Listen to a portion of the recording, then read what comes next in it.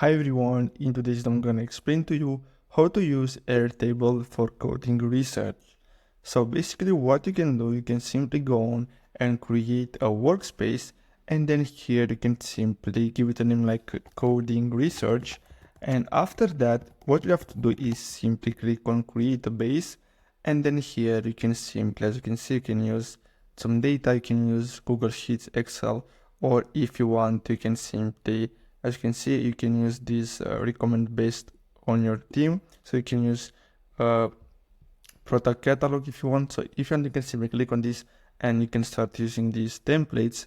And if you want, you can also edit them. So as you can see, you have here different options, and you can simply go on and add, or here, so you can see, you can create a blank table, or you can simply use any of these. So as you can see, we can add some data to a new table. So as you can see, we have Apple numbers, books, Asana, Adobe Experience, and others. So as you can see, you have GitHub issues and the Sync API and other stuff here that we can basically add to our project.